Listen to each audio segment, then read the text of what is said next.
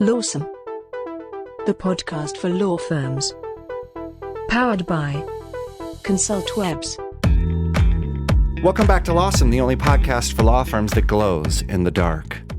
We're here to inform, educate, and entertain the legal community on the latest in legal marketing and law firm development. Jake Sanders here with Paul Julius, straight glowing. Yeah, I am. You're just bioluminescent.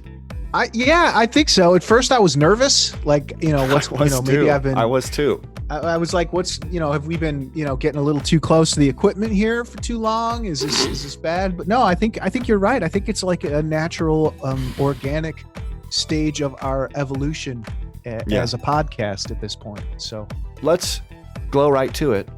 Yeah. And tell everybody what's illuminating their path forward on the show. All right.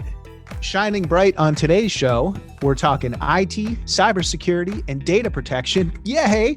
First, with an article from Adorant.com, and then we talk to the Chief Information Officer at Lexicon, Brad Paubel, about cloud storage, phishing with a PH, the culture of security, and more. And then we find out what variety of mustard our guest prefers with 5 questions we ask everyone. Pull up a plate. It's the Hot Takes Buffet. The Hot Take Buffet today is brought to you by Adorant.com. It's a kind of group cooking effort. There's no author cited on the piece entitled The Great Law Firm Cloud Migration. It's a collective. It just seems like they all did it. I think they might have done it in the cloud. They're like the Borg. So anyway, the Borg is saying in the next 5 years, most law firms will be using someone else's servers, even for critical systems. So this is someone else's server. I love it. That it's a server rack in some dude's closet in the Czech Republic. That's the cloud, people. Well, or it's distributed, or it's here or there, or it's. I mean, this article's nice because it highlights the reality of what the cloud means. And, enumerates a couple things that we've heard on our show. Most lawyers are wondering if they're in the cloud. They're probably in the cloud. You just don't know it, or part of your practice is. And, you're just partially participating in this partitioned reality that's happening. But they make the clear distinction. It isn't a cloud. That this isn't like some amorphous place. It's other people's servers. Right. Yeah. Someone else's computer. So what do you think? You found this article, and there's a lot of really fascinating numbers. I love the statistics and stuff, but what did you pull out of here? Well, I thought it was nice because it connects with what Brad talks about and, his work with Lexicon, that law firm management app, cloud-based, everything is all under one umbrella. People are moving towards this thought, but they're not aware of why or the benefits of should or could. And so it seems like this place of, it seems like another fantasy novel that they're not participating in.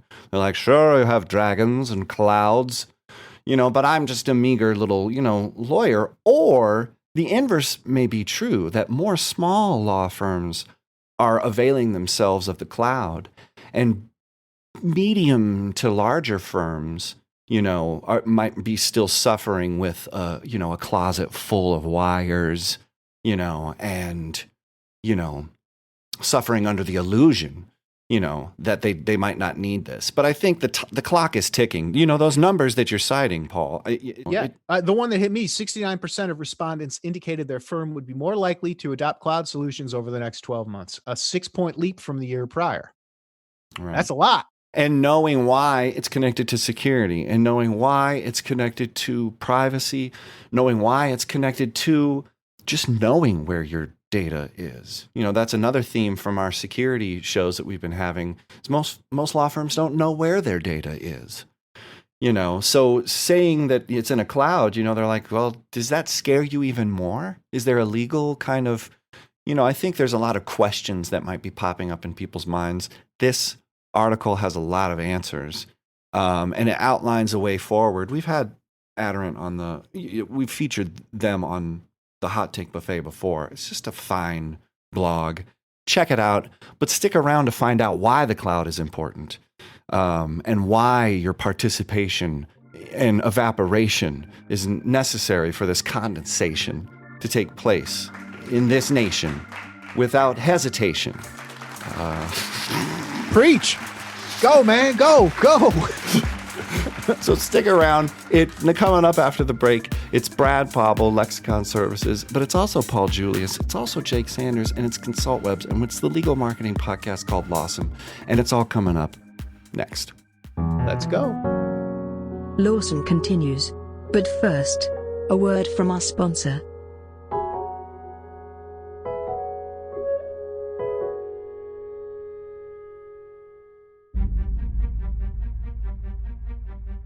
The internet can be a cold and unforgiving place. Every day, thousands of law firm websites go unvisited and unfairly labeled as worthless due to the inattention or misguided attempts at do-it-yourself marketing by their owners. Poor optimization and bad design principles have left these sites unable to realize the full potential of the digital landscape they're forced to exist in, and they're now trapped on page 3 of the search results in an endless cycle of bad management, leading to poor results, leading to disillusionment and loss. There's hope for these neglected websites in the form of a digital marketing company focused exclusively on law firms. Since 1999, Consultwebs has helped hundreds of lawyers connect to thousands of clients across the country using sound marketing principles based off an exhaustive track record of marketing campaigns that have already proven to be successful. If your website is underperforming, call Consultwebs at 800-872-6590 and get the clicks it so desperately needs. Please don't let another day full of unvisited pages go by. Take that step and call today for them.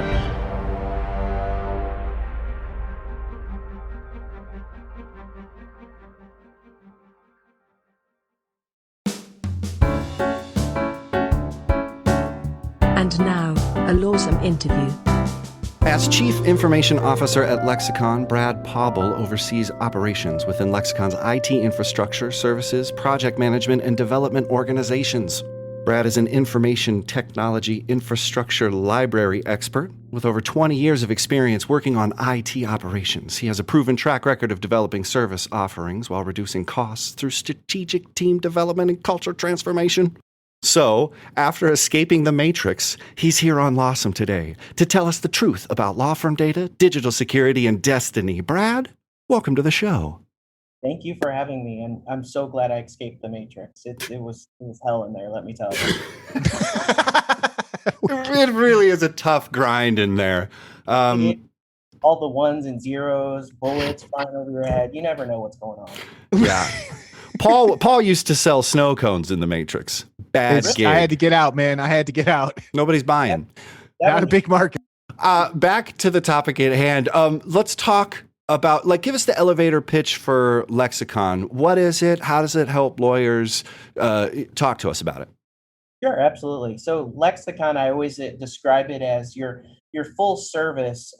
It meets any of your law firm needs. So it's your turnkey solution, if you will, for anybody, just graduating, getting out there in the world, or existing law firms to really help them grow. So it's not just about the software that we're selling, but we're a full service provider, meaning we can do your HR, we can do your IT, we can do your accounting, we can do your security, buy a building for you, whatever you need to make your law firm successful. We're here to support you, from marketing to whatever it may be.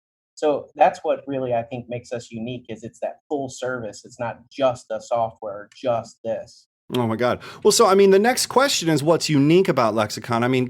Clio has this, starts kind of moving into the sector. For the law firm that I was at, we were using needles. Say what you want about needles, but a well-equipped lawyer, a type A personality with an Excel spreadsheet could have all of this under wraps.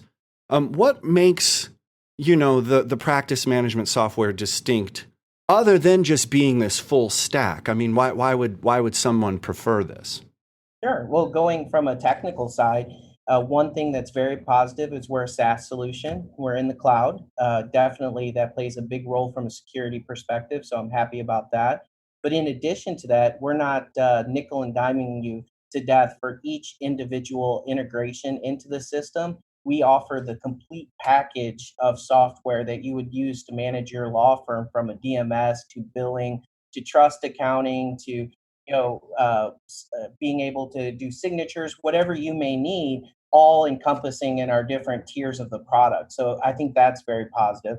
And in addition to that, we have over 12 years of experience supporting only law firms. So, when we talk about our IT services or our marketing services, it's not going to a normal marketing company. We are a marketing company for law firms. And when you combine that with the knowledge that you gain in the software, we're able to really make companies grow and become more profitable.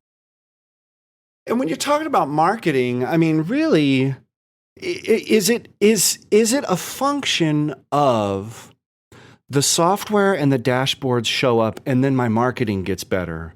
Or is it that now that you have this, you're just better to measure the things? I mean, what do you think? Is it part inspiration and then part measurement? I mean, because I think that you're hitting on something that at my law firm drove us crazy for marketing, was connecting leads to activity. Right. And it just drove us wild, because if I didn't go into Needles and then cross-reference it with Google Analytics and then cross-reference it with some other thing that I found in the dumpster, we would never know. So, I mean, just can you kind of speak to that stuff? Because someone says the dashboard's here, it's going to get great. No, it's definitely the collection of the information, knowing what that is. And also, like your example that you gave with Needles or your previous law firm. Sure. You don't have to go here and then go here and then go here. It's all right in the system. But then also from an inspiration perspective, like you had mentioned, we also know how to take that information and how you can use it, the data, how you can use that data to exactly pinpoint your demographic, where you're wanting to increase your sales, whether that be audio, video, billboards, whatever, you name it, to really help drive that. So it's the combination of those things, our expertise with it, but it's that data collection is a big part, having it all together. It's a beautiful thing. I just got goosebumps thinking about it, because, but seriously though, it really speaks to the point of inspired by actual case data, not inspired by the latest marketing trend. Oh, we got to do vertical lip syncs, got to dance, got to get the attorney doing something weird, snorting cinnamon, but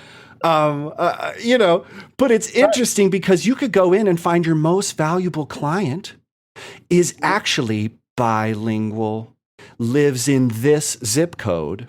You do nothing to market to them. You have none of your pages translated. You're an embarrassment marketing-wise. And you wouldn't know that if you didn't look at the data.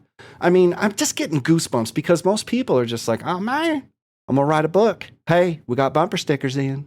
And you're like, oh, geez, can we find a dashboard? Anyway, okay, so Brad, fine. You've inspired us, but you're here mainly to talk about IT data. Your focus is on cybersecurity, information infrastructure, data protection, all these crazy, nice, fun words that business owners don't take seriously. Right. You mentioned when you reached out to us, culture playing the key role in law firm cybersecurity. Can you unpack that? Because maybe people think that they have it handled. You're saying culture's the things. Can you just speak on that? Yeah, a lot of people think about cybersecurity as, do I have my antivirus current? Do I have this software to protect me? It's really more about that. The number one reason that people get hacked or bad actors get into systems is lack of knowledge. And so that's why it has to be a part of your culture in order to protect you and your law firms. So it's about, really, it's simple. I hearken back to the old ads on television when they said, do you have you talked to your kids about alcohol? Have you talked to your kids about this or that? Right. Have you talked to your law firm about passwords? Have you talked to the firm about this? Have you had that conversation? Maybe a hard conversation, but it's a conversation you have to have. You just have to have it. Right. You got to sit them down and talk to it. And when it starts to become a part of your culture, it becomes easier and easier to talk about. And so you just have to break that ice initially and start talking about it. So that's why it's culture related. So like we all go on a fishing trip. Listen, folks, That's what I'm thinking. That's what I'm thinking. That. So when we're talking about, working at the law firm, and in particular now, given the pandemic, there's so many people working from home. When it comes to law firms that have moved to remote operations, specifically, is there a hot item there that you feel is, needs to be their number one concern? Are there, some things that maybe now, they're going to have to address that, would encompass security in the firm in general, as well as just, remote. So, give us a little advice here on, what the lawyer working from home should be concerned about with regards to security. Right. I'm going to cover it in two different areas, one from a culture perspective and then one from a technology perspective. But definitely that, the pandemic hit. What do? I need to work from home. It's very, very important that you know where your information is stored. A lot of firms have local storage on their PCs, or they have a software that they're utilizing that's actually stored in the firm, like physically located. That isn't the best approach from a security perspective. What we need is, that SaaS solution, that solution that's in the cloud that has protections around it. You have to have that in place, which makes me worried about some of the firms. I mean, it's a rich target. Lots of information are out there. So we need to be careful. Secondly, passwords. I have passwords. Just like you had said, you have to make sure that they're not able to be guessed, that maybe try using a phrase instead of just a standard name with some 100 exclamation winter 2020 or something like that that's out there. It's important that they understand that, as well as putting some of that technology in place, like two-factor authentication. And for those that don't know what that is like, for example, when you log in at home, it's going to call your cell phone and make sure it's you that actually approves that to go in. If you log in somewhere else, if somebody else tries that, then your phone will ring. You'll say, no, that's not me, and they can't get in. It's that type of security that, while I know sometimes may be a headache for people, it's very important that you have that. And I'm a firm believer that you can make technology seamless and visible, transparent. For example, if you're logged in, use your two-factor. You don't have to do it again logging in from the same IP address. But if for some reason you go to Starbucks, you'll have to do it again because you're coming from somewhere different. So it's important that you really focus on those emails, the email attachments, the passwords. Make sure you put the security in place, like the two-factor, and of course have your antivirus software updated. But to talk about it, that's the key with the culture. Talk about it. I got this email; it looks funky. I got this. I'm supposed to send $1 million to some some princess somewhere, and it looks legit. Hey, he's offered us $1 million. I mean, we should follow up. Talk me off the cliff. He's going to give me 2. You don't understand. We could split it. Split it, Brad. This is game changing. Not to derail, but it's funny. Just yesterday, I received a call from the Social Security Office of the United States. It said that they wanted to tell me that my Social Security has been fraudulently used, which just doesn't make sense. But I went along, I said, okay. They transferred me, and I said, how do I know this is the Social Security Office? There was a long pause and a lot of discussion in the background, and then the person came out and he's like, it's not, it's just not. And I broke them. It didn't take much though, Brad. One other quick follow-up here on the remote working. Everybody's using some kind of conferencing, whether it's Microsoft Teams or Zoom. And as an example, this interview right now, we're doing on Zoom. And I let 6 people in that I had no idea who they were. Strangers. Yeah, absolutely. And it's different for me because I live on the edge. I'm a risk taker. We live on the edge. I do. That's another show. But so stuff like that, Brad, I mean, should people be password protecting meetings? I mean, when you say passwords, You're talking lock this stuff down, like treat the work that you do at your office like your house, and you don't leave without locking the door. Is there do you have a guideline here for that, or is it just like try and use some common sense? Like, what do you think? Yeah, I think it's a lot of common sense. You don't want to go too far, too extreme. I know a lot of people will say absolutely lock it down. It is important to recognize the people that you're on calls with. Zoom just recently went through quite a bit that they upgraded their security to make it more secure, to have the ability to do passwords, to encrypt the communications back and forth. So it really comes to educating yourself on where the software is at that you're utilizing from a security perspective. That is hard for some individuals, and that's where we can help out from a Lexicon perspective as well. But it's really read into it, spend some time. It is important enough to learn, and it is important enough to reach out for help just to make sure you stay on the safe side.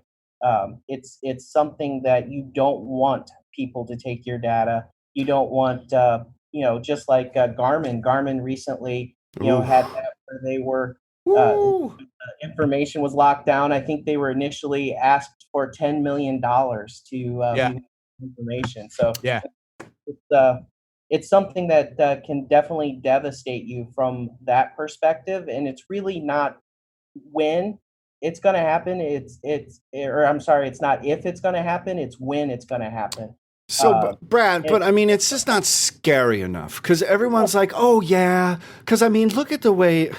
Not to be too judgmental, but look at the way these fools are handling the pandemic. Right. Like y'all have the data. Why aren't we making sense of this data? What are good horror stories that you have from law firms that you've worked with that have been taken out? Do you have any serious oh gosh, like let's light the fire. Tell us some ghost stories, some horror stories about data security. Right. You have there are actually whole companies out there that this is their whole role, uh, is to infiltrate companies and get this information. And when I say Wow. companies, I really mean like I have seen. Think of like a cube farm with a bunch of people in it, with from a call center perspective, Mm-hmm. where somebody owns that building, employs those people to just make those fraudulent calls in other countries. One of the To reach out to elderly, other anybody that they feel could be a target, and reaching out so that they get incented based upon the information that they collected. And Mm-hmm. it's not every time about collecting money or things like that. It's about collecting information that can be sold. What people don't understand is every time a name is taken, a social security, any type of information, it's actually sold on the dark web. And that information makes money. And then they start tying those pieces together. And once they get enough information about you, that's when the real bad actors come in to start to try to, take either money, Mm-hmm. maybe your identity away from you, things like that. And it's just as important from a law firm, because think about the law firms out there, obviously not mentioning names or anything like that, but they have a lot of personal information. Mm-hmm. That's so important to those bad actors because they can start tying those things together. So, I've seen it as simple as, some of the best ones is the bad actors will always try to be your CEO or your CFO and ask for money transfers. That's a big one that comes out. And if your accounting department, the email actually looks like it's coming from those people. And Mm-hmm. so you're an accounting, sure, I'll give you my wire transfer information, and then they already have it. Now it's too late. But there are things that you can do to stop that. Like, for example, in most cases, you can look right next to the name. It'll say the individual's name, and then right next to it, it'll say something else. Like recently, I've seen one at a place that was from their CFO, but the name next to it was Susan Me Good 123. So if they would just look to the right, I'm certainly their person's name isn't that. So there are some telltale signs. You can see a sense of urgency in the emails, things like that, that just wouldn't be normal. Mm-hmm. So And what's at risk? I mean, law firms say, yeah. I'll just wait until something happens. I mean, seriously, that's what people are thinking 100%. I see people walking around in tracksuits, I see them. You're not thinking about this. You're not thinking about this 100%, but yet you left the door. Right. Not to equate leisure wear to a relaxed approach to data security, but it does seem like people are waiting until the house is on fire and they're like, you know what? We should get some insurance. What I think what people don't understand is back what I was saying is, it just takes that one time. And that is the worst feeling, because just that one time could take down that firm. It could discredit your brand. It could do all of those things. It's very scary because the impact is so great. It's not usually just a Whoops. oops, it's okay, it'll be good tomorrow. No, I mean whole companies. I mean, think of the examples that we've given just Right. recently. It's very scary, and so you can't leave the house with that tracksuit, or you can't, the visor. I'm not sure what's going. Okay, yeah, but I'm seeing it already. I'm seeing it. Yeah, We're seeing it's the same definitely thing. coming into focus. But I think too, sometimes, have you ever seen things have kind of like a cascading effect, like where, for example, someone gets their Facebook page hacked, and then they're able, because they didn't use a different username and password, then they get their Twitter hacked, and someone gets into their Google Drive, and you know what I mean? Like, it seems like once someone gets that wedge in the door, you got a lot of problems. Am I right? You're absolutely right. Here's a scary statistic. The average bad actor is in the environment for 6 to 12 months before detection in a lot of cases, if you don't have the correct security in place. So that means they're in there moving around. They're very patient and collecting information here or here before they start to make that big move that you're really going to notice. But by that time, it's usually too late. So it's exactly like you said. It's getting into that Facebook, trying that same password, then your Twitter, then it's your work email, then it's your, it just grows and grows from there. They're very good at being stealth in these environments and moving around and trying to collect that information without people noticing.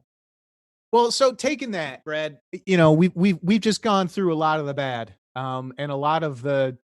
I mean, it's almost too much to even start thinking about what am I supposed to do. Aside, I mean, honestly, what you should do is call Lexicon. But if you could tell our listeners one thing that they could start doing, like right now, today, that would improve the security and data protection at their law firms, what would that thing be? I think it would be bring it out in the open, talk about what you're seeing, and correct those passwords. Use phrases from a book, or use phrases that about something that you'll remember, but instead of just one word, use phrases as your passwords. Make them all different. That would be probably the number one thing, and talk about it. Bring it out in the open of what people are seeing, what's around. Don't be it's success in your law firm when people start bringing up this. Hey, I saw this weird email. Is this from you? At least they're talking about it, and that gets really far in stopping the bad actors from taking information from you when you're starting to step back and think about this from a security perspective. So start talking about it, increase that security on those passwords, very first thing, and then reach out for help. Let us come in, take a look, make sure your software is solid. It's a scary world we live in. It's important that you trust the people you're partnering with. Love it, man. Poetic. So how can people learn more about you, Brad, and more about Lexicon online? Sure, absolutely. Go to our website, lexiconservices.com. We're on Facebook, Twitter, LinkedIn, YouTube. We do a podcast as well, so check that out on the iTunes store. Lots of different ways we can, take a demo and see what you think about the software, the services. We're here for you. We're here to help. 5 questions we ask everyone. What was the last book you read?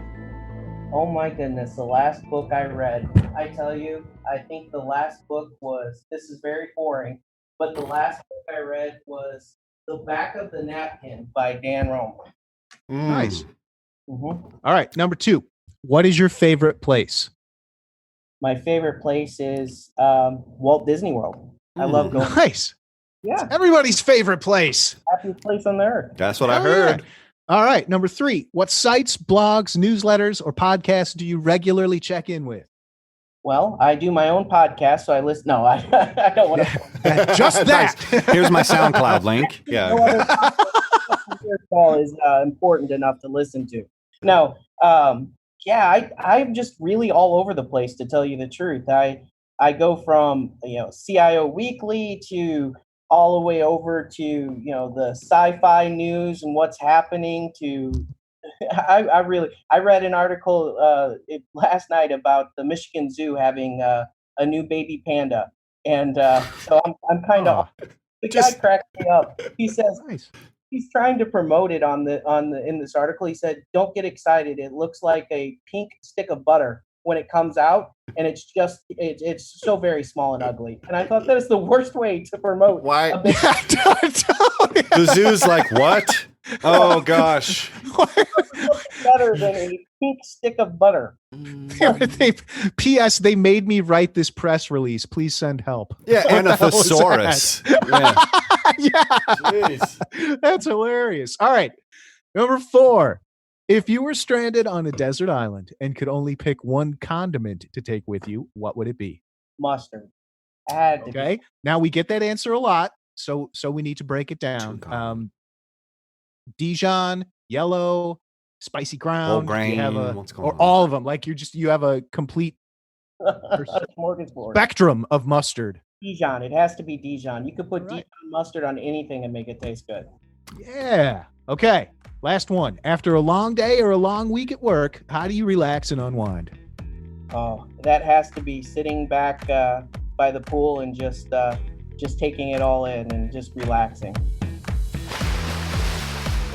For show notes, links, and info, go to thelawsonpodcast.com or follow us on Twitter or Facebook. Be sure to leave us a review and rating in iTunes or wherever you find the you listen to. Until next week, stay Lawson.